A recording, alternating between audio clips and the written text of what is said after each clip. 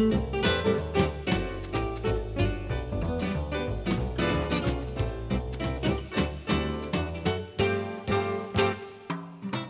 left this picture of Kiri for a few days, and with the magic of video we can now return to it to put the detail in.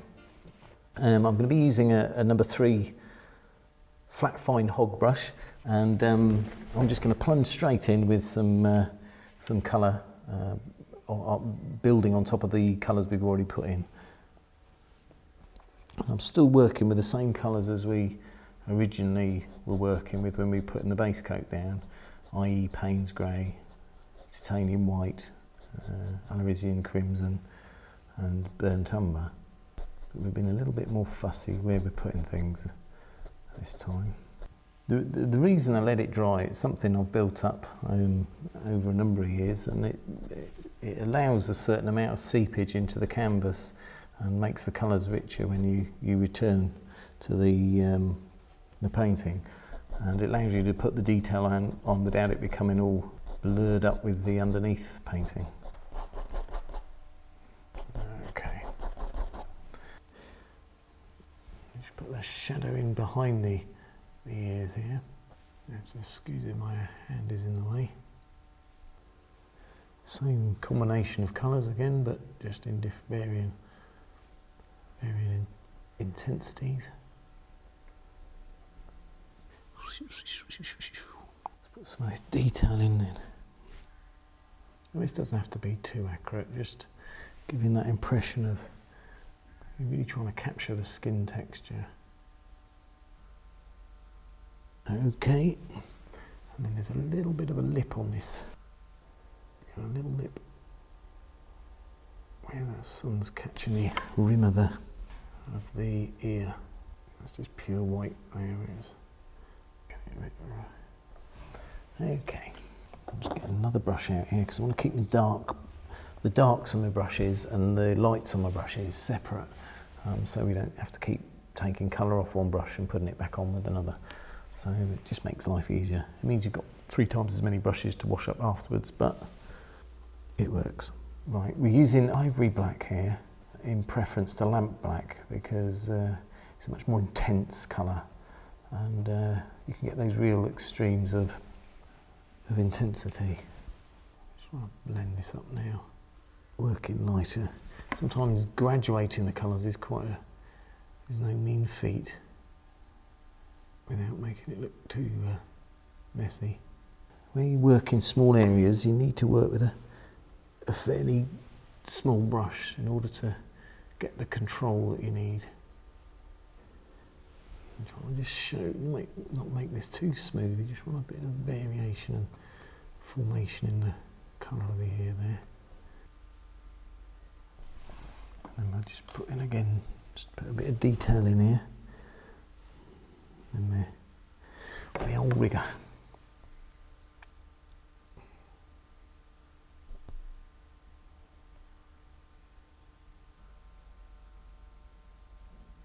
And then we're going to go back in with a little bit of white and just a slight touch of mauve in there as well. So not just white.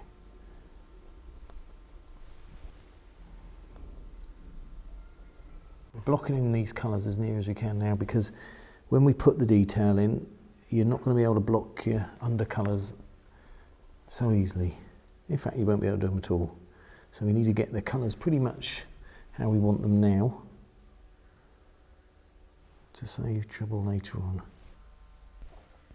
Take our rigger again. Start just putting in some of these crinkles and marks down here. Give an impression of softness of the ear we felt earlier on. I think we need to put in a bit more base colour around there because we're really treading into the back of this, the back of the neck now, which is around here. I can actually just put it in here as well, just to make sure the colour's compatible throughout. And then we'll bring that down through there, and all this area here. But we just Let's put a little bit of brown in there. And again, it's that same thing, backwards and forwards with these colours, trying to get them all to coordinate together. And it's not so easy as it might appear. I'll go directly in with some very dark colour down under the rhino's neck.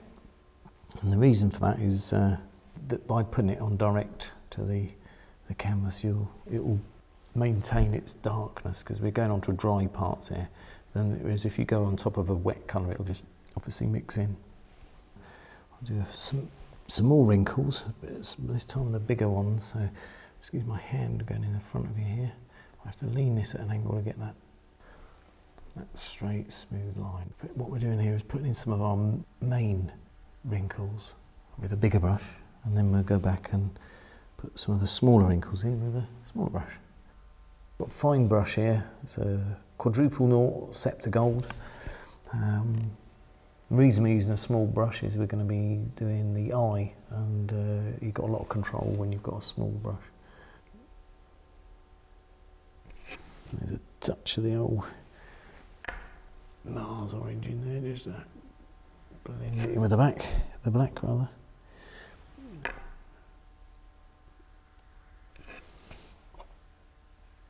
Just going to hook that eyelid up from the black there.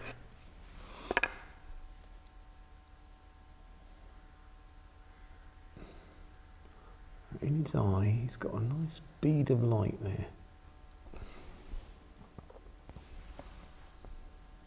We've also got his eyelid, which we want to show as well. And that comes there.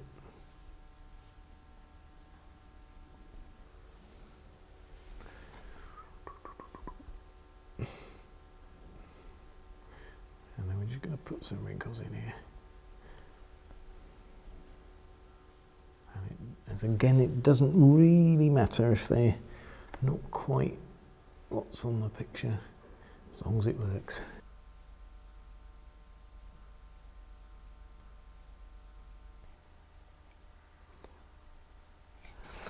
Okay, I'm going to carry on putting in the detail as you can see in the same manner, working across. So I'm going to shut up now and just paint, okay?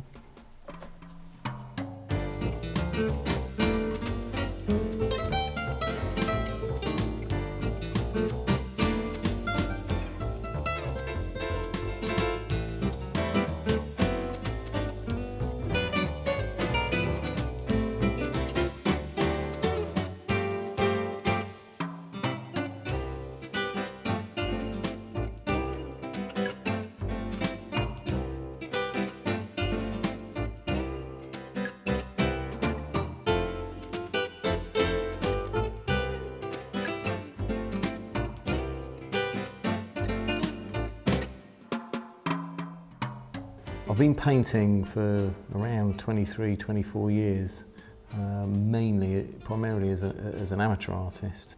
And then just gradually the tempo of things built up to the stage where I was able to make the big jump to full-time. I've been full-time as an artist for around just over 5 years now. And to be honest, it's been a bit of a roller coaster. I mean, Marwell has been the catalyst for much of my progression. I've been very lucky to, get the breaks here, and I've got a lot of very good friends here as well. I've been involved with Marwell since 1993, and things have just progressed since then. One of the major progression was getting invited to play football and cricket for Marwell, and that allowed me to meet a number of the keepers and get on first name terms. And I just gradually over the years became more and more involved. In 1999 I was appointed as the artist in residence at Marwell. Following that I formed the Marwell Art Society, which has gone on to be the largest wildlife art society in the UK, with nearly 250 members. And I'm still here as artist in residence and proud to be here.